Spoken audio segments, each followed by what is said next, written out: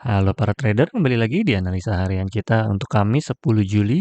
Per saat ini kita record dan analisa hari ini, akankah ini sudah bisa memasuki area sell? Karena kemarin harusnya di sini daerah sell, tapi gua juga nggak jadi entry. Kenapa? Karena ini udah malam, ya. Lebih tepatnya udah jam 2 pagi tuh ya, dia baru masuk ke area kita. Jadi ya udah waktunya istirahat.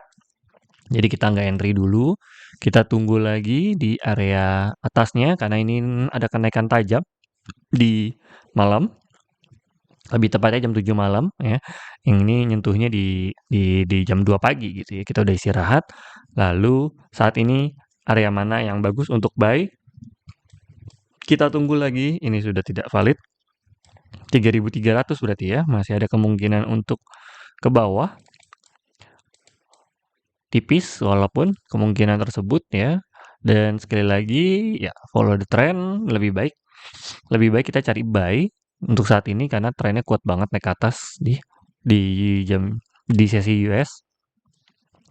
Ini tiba-tiba naik, tiba-tiba turun nih di sesi US ini orang-orang ya. Sesi Asia jam 8.30 sampai 9.30 ini setidaknya masih ya naik dikit lah ya. Dari 17 ke 22 berarti tidak terlalu ada banyak pembelian emas di sesi Asianya. Dan di yang kemarin juga pagi hari seingat gue agak turun dikit doang. Oke, Asia juga berarti masih mantau. Nggak terlalu beli atau jual. Ini yang jual juga malam hari ya. US lagi, yang bikin naik juga sesi US. Oke, lalu bagaimana sekarang kondisinya masih dalam tren bullish, masih naik walaupun ada pemantulan di sini kemarin penutupan kirain bakal lanjut turun. Ya, sudah jebol soalnya 93. Kemarin gue udah bilang ya kalau jebol 93 cari sell. Tapi ternyata jebolnya juga cuma sampai 84, nggak nyentuh sampai 62. Habis itu dia tiba-tiba mantul di malam hari, naik ke atas. Apa yang sebenarnya terjadi? Nanti berarti kita lihat di news geopolitiknya ya. Dan saat ini masih naik kuat ke atas, masih tren naik ya, masih naik banget. Dan ini masih ada masih pembentukan kuat, masih bullish ya. Jadi kemungkinan mentok di sini ya. Support pertama ya, areanya 3328. Kemungkinan akan menuju ke daerah sini dulu, baru dia akan mantul atau menunggu hasil news selanjutnya. So, hari ini kita coba cari sell 3340 kalau nggak ada news ya, sama 33. Kita kurung daerah 40 ini. Oke, lanjut. Kita lihat forex-nya dulu, factory. Kamis hanya unemployment claim berarti sideways ya. Berarti ada kemungkinan nanti mantul di 3328 ya.